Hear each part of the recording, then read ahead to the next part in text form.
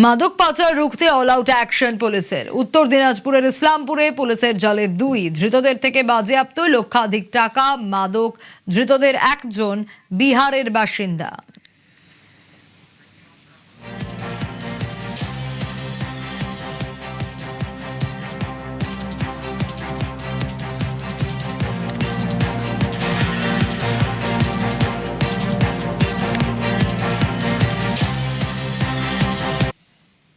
যে খবরে নজর রাখবো, আরাবুল ইসলামের গাড়িতে হামলার অভিযোগ উঠছে। হ্যাঁ, আরাবুলের গাড়ি লক্ষ্য করে বোমাবাজির অভিযোগও উঠছে। হামলার অভিযোগ দুষ্কৃতীদের বিরুদ্ধে। কিন্তু কারা এই দুষ্কৃতীরা, কারা এই হামলা চালালো? রাতে যখন বাড়ি ফিরছিলেন আরাবুল ইসলাম, তখনই পথে বোমা মারার অভিযোগ। এই যে ছবি আপনাদের দেখাচ্ছি, এটা পোলেরহাট উড়িয়াপাড়ার ঘটনা। দেখি কি বলছেন আরাবুল ইসলাম। 4:30টার সময় বেরিয়েছি, ফেরার সময় অ্যাটাক হয়েছে গাড়ির উপরে। অ্যাটাক মানে ভালো জোরে গাড়ি রানিং ছিল, মানে এমন ভাবে মেরেছে যদি একটু গাড়ি স্লো থাকতো তাহলে ড্রাইভারও লাগতো, আমারও লাগতো। ইট মারা হয়েছে, গাড়ির পিছনে বোম মারা হয়েছে। হামলা সম্পূর্ণভাবে আইএসএফ এরই লোকেরা করেছে।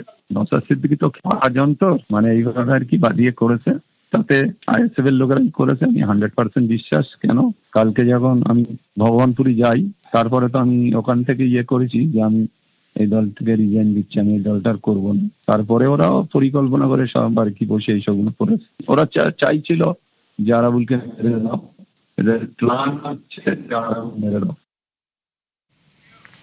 মাদক পাচার রুখতে অল আউট অ্যাকশন। মাফ করবেন, যে খবরে ইতিমধ্যে নজর রেখেছিলাম আমরা, আরাবুল ইসলামের গাড়িতে হামলার অভিযোগ। আরাবুলের গাড়ি লক্ষ্য করে বোমাবাজির অভিযোগ, হামলার অভিযোগ দুষ্কৃতীদের বিরুদ্ধে। রাতে বাড়ি ফেরার পথে বোমা মারার অভিযোগ। পোলেরহাটের উড়িয়াপাড়ার এই ঘটনা।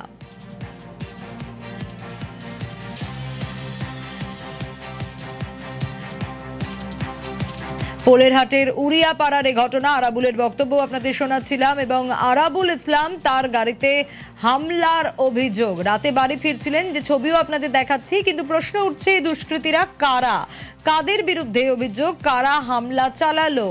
রাতে বাড়ি ফেরার পথে বোমা মারার অভিযোগও উঠছে। পোলেরহাটের উড়িয়াপাড়ার এই ঘটনা।